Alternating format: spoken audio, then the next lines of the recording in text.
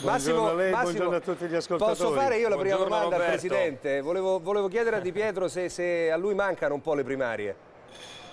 Io credo che le primarie siano un bell'istituto di democrazia, è bene che siano arrivate anche in Italia, il centrosinistra lo sta facendo con molta determinazione, mi sembra anche con molta professionalità, attesa che è la prima volta. Mi auguro che anche il centrodestra possa farla e possa farla seriamente come il centrosinistra. Lei ha parlato prima di due candidati, Alfano da una parte, Meloni dall'altra, a me pare che siano candidati che, diciamo così, nel loro elettorato possono rappresentare un punto di riferimento importante.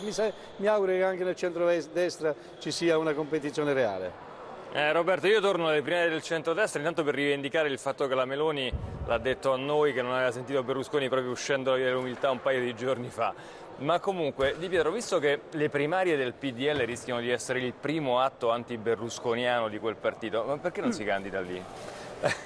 Non sono primari anti-berlusconiane, sono primari che vanno oltre una realtà che è durata 20 anni e che abbiamo dovuto portare avanti noi con le nostre spalle, Bossi con la Lega, Berlusconi, io, anche Casini col suo nome, cioè c'è stato un momento storico dopo la caduta della Prima Repubblica in cui le persone hanno fatto i partiti.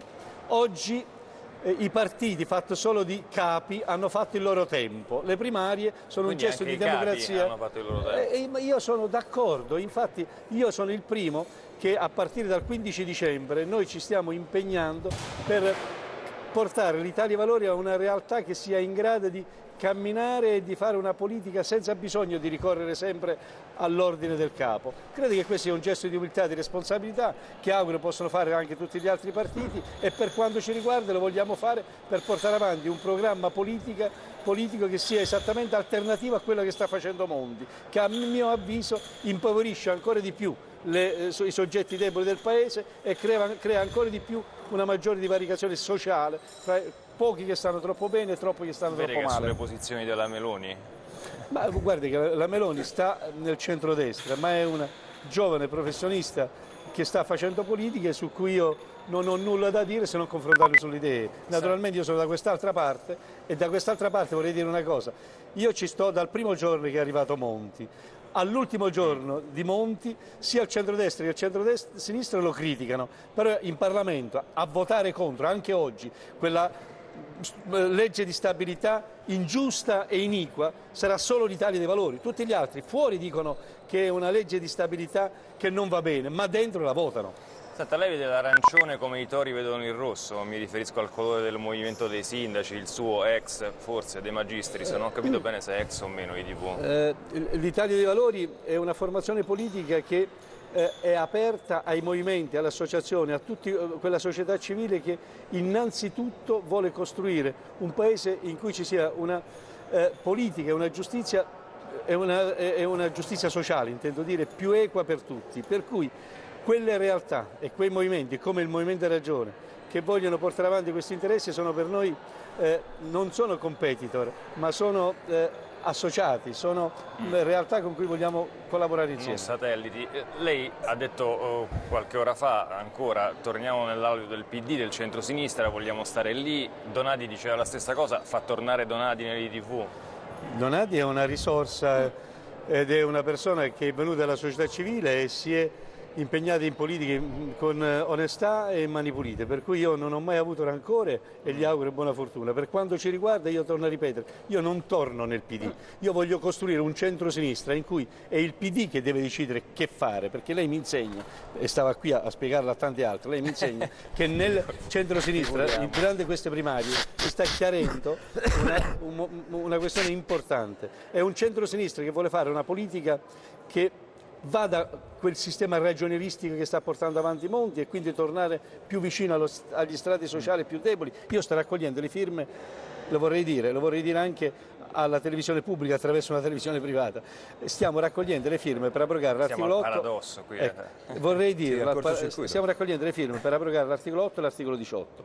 Metà del PD la pensa come noi, metà del PD invece vuole esaltare la riforma Fornero. Aiutare l'Italia dei Valori a essere più forte e l'Italia dei Valori in un centro-sinistra che costruisca un'alternativa di programma al governo Monti vuol dire che alle prossime elezioni c'è la possibilità di andare esattamente all'opposto di quel che sta producendo in questo momento nel Paese, e voi l'avete vista, l'avete pure filmati, non solo protesta, ma rivoluzione e anche violenza. Allora, Presidente, se ci dà 2 risposte da 30 secondi, io la lascio in pasto velocemente a Giancarlo Loquenzi e Francesco Specchia. Giancarlo, cominciamo da te. Sì, Di Pietro, lei ha detto l'altro giorno che alle primarie del PD, per tornare all'argomento iniziale, lei spera che vincano o Renzi o Bersani. Regali un piccolo scoop a Sky TG24 e dica veramente chi tra i due vorrebbe che vincesse.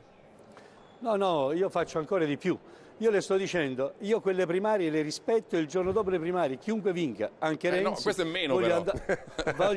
Voglio andare, mi faccia fare il presidente del partito, non mi faccia fare gossip. Io faccio il presidente di un partito politico che vuole impegnarsi nella prossima legislatura a costruire un'unità programmatica e non soltanto numerica e aritmetica. Detto questo, le unità del centro-sinistra le sto rispettando, anzi, coloro che si riconoscono nell'Italia dei Valori sono anche liberi di andare a votare e scegliersi il loro candidato. Quel che io mi auguro che da quelle primarie chiunque vinca sia quella persona che vuole portare avanti un'alternatività al governo Monti. Ad oggi l'ha detto Vendola, ad oggi l'ha detto Bersani, ad oggi certamente Tabacci ha detto che vuole continuare con le politiche di Monti. Ad oggi Bersani non ancora è chiaro sul punto, ma io rimetto, in quanto Presidente del partito, a coloro che si riconoscono nell'Italia dei Valori, rimetto a loro la loro libertà di scelta, ci mancherebbe altro. Francesco Specchia.